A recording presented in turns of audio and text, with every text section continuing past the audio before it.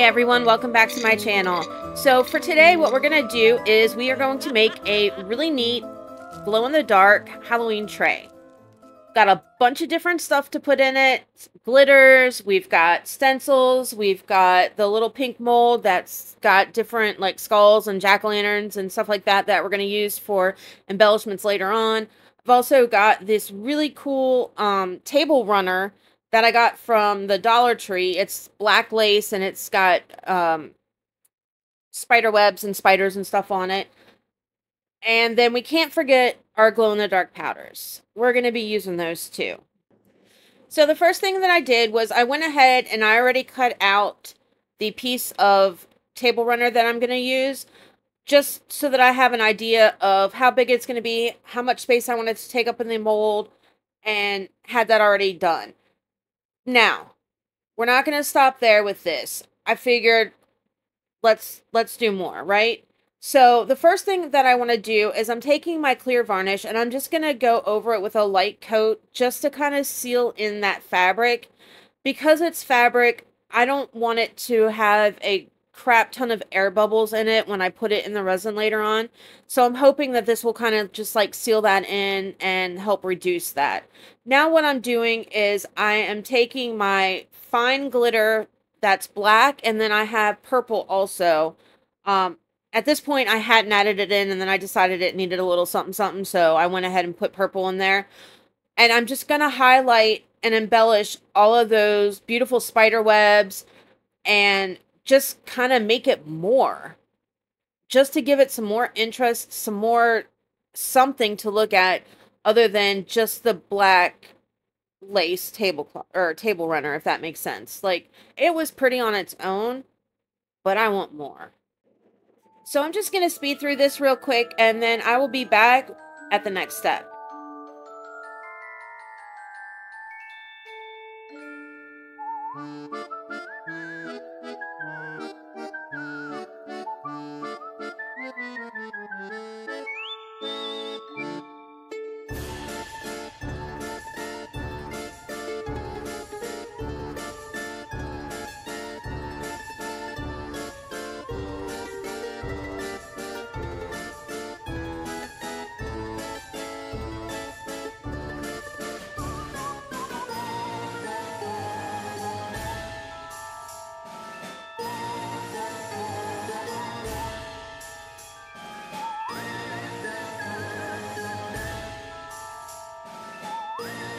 And it's resin time.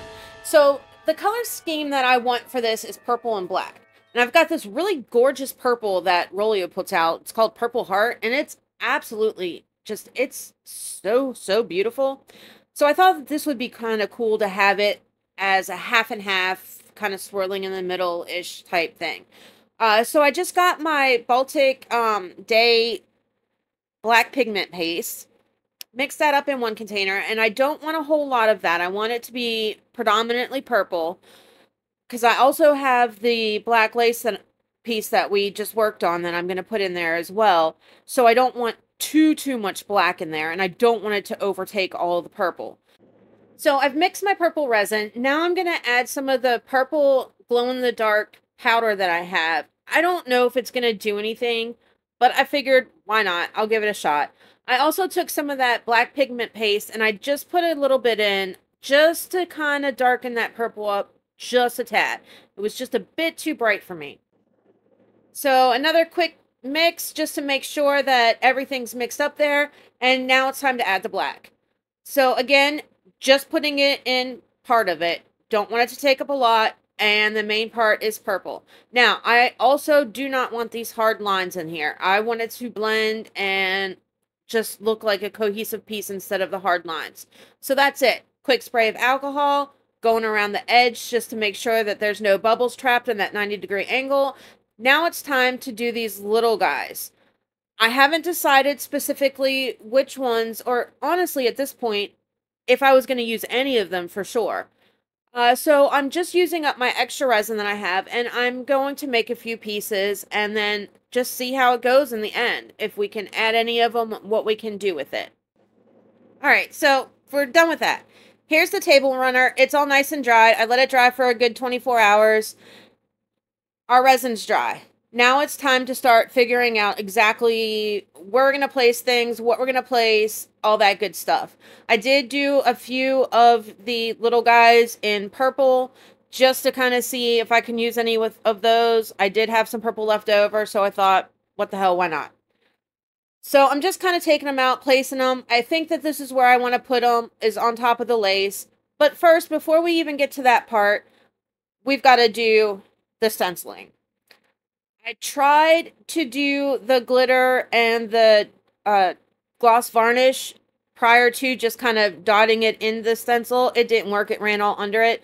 So the next best thing was to get a Sharpie marker and just kind of draw it in. And now I'm just going through with the glitter and the gloss varnish mixed together and kind of like a paste and applying it on.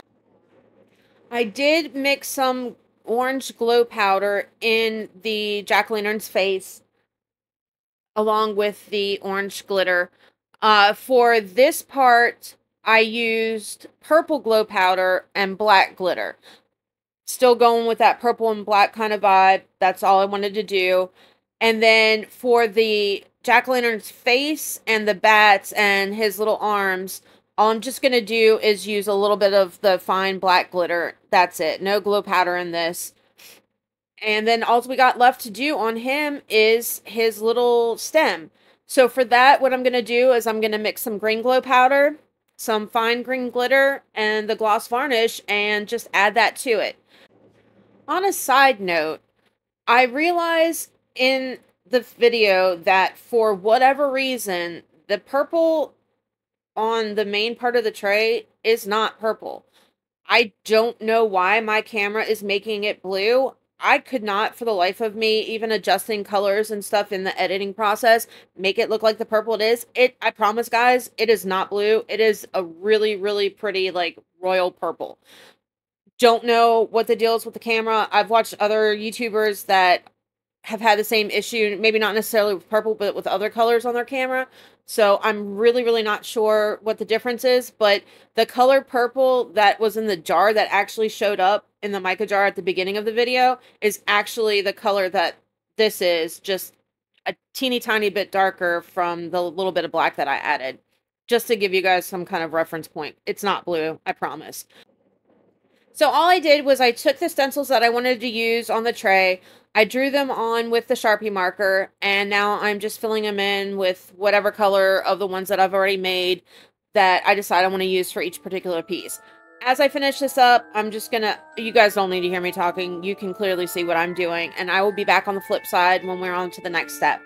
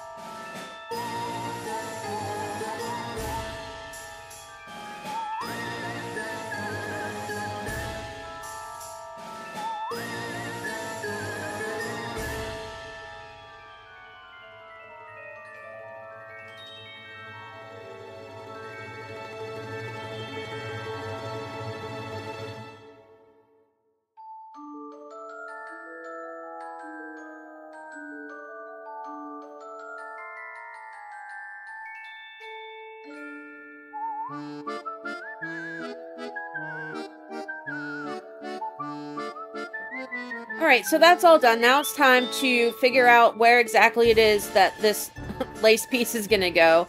I should have thought a little bit more when I put on that headstone that the piece that I had cut out was bigger, but it's all good. I just cut it down to the size. Now I'm kind of figuring out where I want to place the extra pieces that I got. And then I remember that I had this tree branch stuff from the dollar store that I thought would look kind of cool in there too. So I think I'm going to use that as well. I did take a little bit of UV resin just to kind of hold down this lace piece around the edges. I just want to make sure that it's not going to float when I put the clear layer on top. So that's all I'm doing now is putting that down. And then I'm going to figure out where I want these tree branches to go. I'm going to get some more UV resin, glue them together, and then kind of UV resin it down in certain points on the longer parts of it just to keep them down and again from floating, because I don't have a whole lot of room left in this mold. So my top layer, I mean, it'll be thick enough, but not necessarily thick enough to cover all of these. However, since I'm using those other little pieces that I made from that pink mold, there are going to be protrusions in this. This is not going to be a flat tray. It's going to be 3D. So all of the little, whatever the jack-o'-lanterns and skull faces and spiders that I pick are going to pop out of this piece. So if these little branches come out a little bit, I'm okay with that. Like, I really am okay with it, because that's kind of the aesthetic that I'm going for in this particular piece. Like, this would be a cool, like, cupcake holder or something like that if you're having, like, a Halloween party or whatever, that you can just put cupcakes on, whatever. Like, it doesn't have to be completely flat. And I'm trying to keep those edges that are going up, like, towards the edge of the piece so that it's not around in the middle, and it's not going to, like, completely make this tray useless as far as, you know, only being a decorative piece. I mean, it's a beautiful decorative piece if that's what you want it for, but I want it to be usable too. Now, I did take the UV resin again, and I'm kind of popping these guys down so that they don't move around once I pour in the clear resin. I'm giving it a good wipe down from all my fingerprints so that I don't seal that into there. And then I'm going to pour my clear resin on top. Right now, I'm sorry, just going around the edges, because I did get a little bit of purple and black, those little spots that you can get sometimes if your resin kind of cures on the side. I don't want that in the finished product. I did decide that I'm going to take a little tiny bit of resin and put it into my little mixing cups, and I'm going to take some of those same glow-in-the-dark powders that I used before and just kind of swirl them in the background once I pour the clear resin. So that's what I'm doing now. I'm pouring it down. I'm going to hit it with my heat gun, thin it out, pop any bubbles, kind of go in there and work around that lace where any bubbles could possibly get trapped, and around the edges of the pieces and all that good stuff. And then I'm going to take my silicone tool, and I'm going to just kind of swirl in those glow-in-the-dark colors. And if you guys hadn't noticed yet, I did take the little jack-o'-lanterns and the skull that I had used, and I kind of hit them with that glow-in-the-dark mixture that I had made the day before on the eyes and the mouth, just to make them kind of a little bit more creepy looking, a little bit more, and so that they'll kind of flow with the rest of the piece and glow in the dark as well. So now I'm going to take those glow-in-the-dark powders, and this is just powder this time. This isn't any glitter added to it at all. I'm going to go over those pieces, the jack-o'-lantern, the skull, and this, I'm going to actually add some to the spider because I didn't have any on there originally, so that they go more with the piece, especially the spider since it didn't have anything on it previously. And then I'm just taking my silicone tool and just adding in the colors.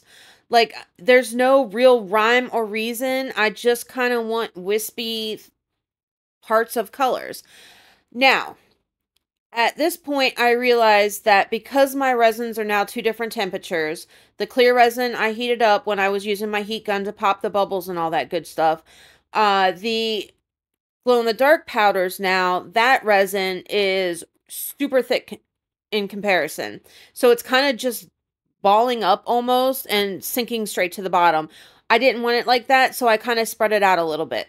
Now here we are 24 hours later, and you can see I got a bunch of air bubbles where the lace was. I set it down after I was done and got busy with kids and life and completely forgot to check back on it. So now I have these huge craters that I'm going to have to fill. But it's fine. It's not a huge deal. You can also see that the leaves or the tree branches didn't completely get covered in the resin. So I'm just going to retop coat this again. But first, what I'm going to do is I'm going to take a toothpick, or well, it's like a plastic toothpick. I don't know what they are. Anyway, I'm going to take that. I'm going to pop that little bit of resin that's dried over top. And I'm just going to create that hole there. And then I'm going to fill it with resin and then just top coat it again. Really simple. I mean, it's an extra step that I didn't necessarily need to take if I had, remembered to check on it, but I didn't. So here we are. Again, it's not super hard. It feels easy enough. What I'm doing first is I'm just shoving resin into those holes just to make sure that I fill them and I don't have any issues. Taking the toothpick in there, putting it in, making sure there's no air left in it. This way, the piece will come out perfect.